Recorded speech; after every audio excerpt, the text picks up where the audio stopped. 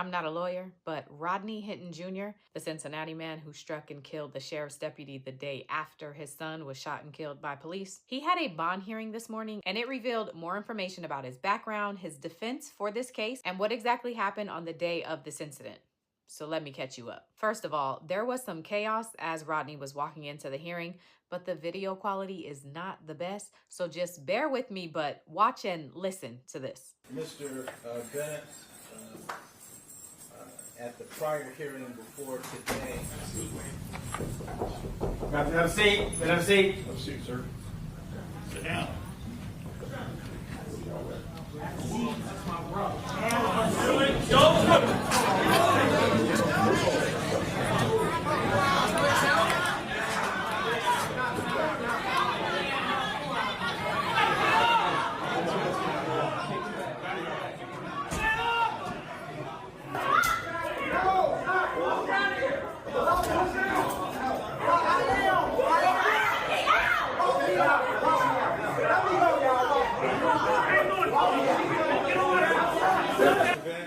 Was that the defendant's blood brother?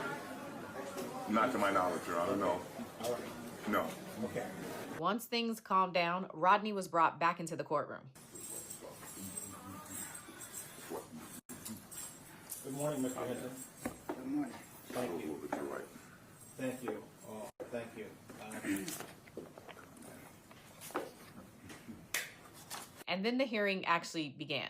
Again, it was a bond hearing, so the state is arguing why Rodney should not be released prior to trial, and to do so, they called the lead investigator of the case to testify about the evidence they have and what they say happened that day. And as reports have said, the story starts with when Rodney was at the police station viewing body cam footage of his son. He had been coming from 801 Lynn Street, Okay. Which is where the Cincinnati Police Department's criminal investigation section is located. Okay, and is that abbreviated CIS? It is. He was at CIS to meet with CPD officials to review body-worn camera footage related to an incident that had occurred the day prior. His son had been shot by a Cincinnati police officer. Approximately what time did he view that video? Shortly after 9:30 that morning. So he left the parking lot, I believe, shortly after about 10:30. He went to a couple of different locations and then later returned. 12:40, he returned to our lot. Were you able to speak to the people or some of the people or family members that he was with when he was at CIS? They said that he was upset, was agitated, and they were concerned enough about his emotional state that they did not want him driving, which is why the first time that he was there, when he left, he actually left with family members, not driving the car that he had driven to that location. So just to make sure you're following, Rodney left the police station around 10:30 a.m. after viewing the body cam footage of his son. He had driven to the police station, but he was so distraught that his family members made him leave his car at the station, and then they drove him home. About 2 hours later, so around like 12:30, Rodney comes back to the police station and drives his car alone. After he came back to pick up the car, he actually left the parking lot, followed by some family members in another car, and then a few minutes later returned to the parking lot, drove through the parking lot, and then left the parking lot again. That was at approximately, I believe, around 12:49 that he left the lot the last time.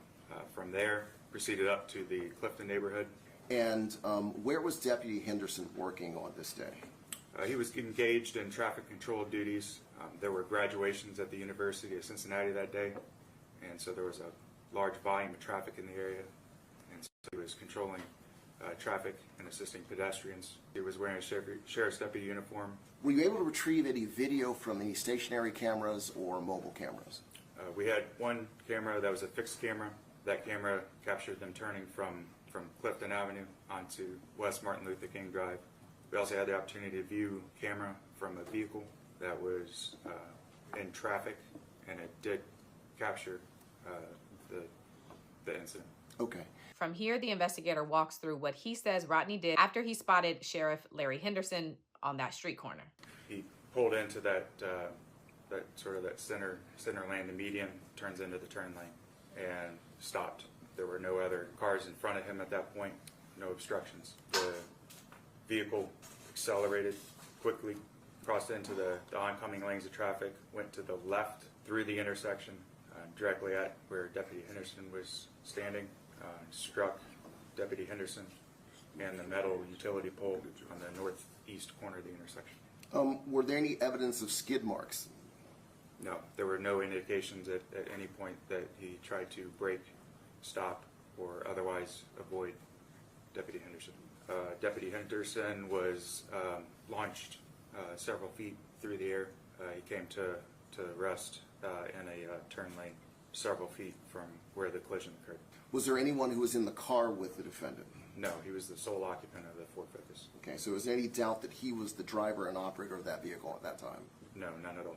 Rodney's attorney had the opportunity to do some cross-examination, but before he does, he offers prayers to Rodney's family and the deputy's family. I offer on behalf of the Hinton family and myself, prayers to the Hinton family, prayers to the family of Larry Henderson, the fallen deputy, and I thank the court for having a fair assembly in the courtroom today. With that, I'd like to ask you a few questions, not a lot, okay? Yes, sir. Do you know the mental history of Mr. Hinton?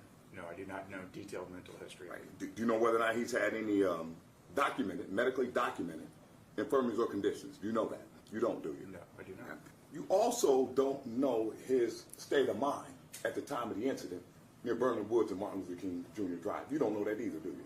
You think he intentionally did it? And the evidence, yes. Yeah. Are you familiar with acts of someone that is not in their right mind when they commit a criminal act? I object to that one. You object to that? Okay. You don't know whether or not he was in his right mind at the time that he encountered Deputy Henderson. Don't object again, Your Honor. Well, asked and answered a couple times. It's a different question. Judge, one of the factors with respect to the Ohio Revised Code and detaining a person with no bond is his mental condition. And in making that opinion about whether or not it's intentional, you need to know the mindset or the mens rea of the person that you're claiming intended to do this. Was he in his right mind? That's relevant with respect to your bond determination. I'll sustain the objection. I'm not saying that my client didn't try to intend to do this. That's not my position. One more question. You don't know his mindset at the time he shot him, do you? Like I stated previously, with the facts and circumstances surrounding it, him leaving our office, he was emotionally distraught, and they were concerned about him driving. No further questions, Judge. So it's very clear the defense here is insanity. They're not saying Rodney didn't commit this crime. They're saying he was mentally ill, which may also be why when the judge asked if Rodney wanted to say anything, his attorney very clearly said no. You do recognize that under the statute that the court must allow the defendant to make a statement at this hearing if he wishes. That is my understanding, and that's a right I don't wish to exercise on behalf of my client. I don't want him to speak. Is that right, Mr. Hinton? All right, thank you so much.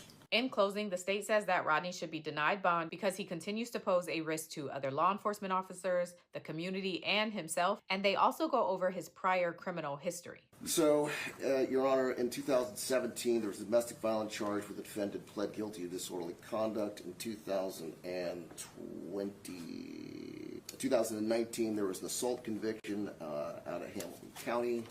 And then I believe there was an assault conviction out of Middletown from 2023 and an aggravated menacing conviction out of Middletown from that same court. So that's his prior. Rodney's attorney, on the other hand, emphasizes the need for Rodney's safety and the need for some help with his mental health. What I would like to do, I want to make certain that this young man is treated as a mentally ill person and not as a cop killer. I don't think he was a cop killer. I think he was not in his right mind. And I think he should be treated like any other mentally ill person that commits a crime under the auspices, control, and authority of a mental defect and a condition. That's what we have in this case. Strong family ties. His family retained me. So his attorney is not court appointed. They paid for him. He lives with his significant other and his children. There is a giant mental health issue.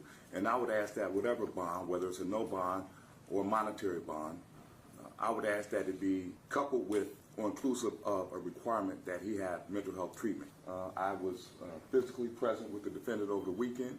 I think he has mental issues. I think the conduct in question is classic mental illness criminal conduct. It's always intentional, it's bold, and it's conspicuous. No intent to hide what they did because they think that what they're doing is right and they think that what they're doing is right because they're not in their right frame of mind. And then the judge makes his ruling. I cannot recall, either in experience or outside experience, a case that I've ever seen like this. Based upon the state's comments, I find it very difficult to figure out how there could be any decision based on what they said that would protect the public and the defendant under these circumstances. This is a most unusual case. I don't disagree with you, Judge, with respect to the no bond. Thank you so much. There will be an order of remand with no bond. Please assure the safety of the defendant and any mental health treatment that can be granted. No bond.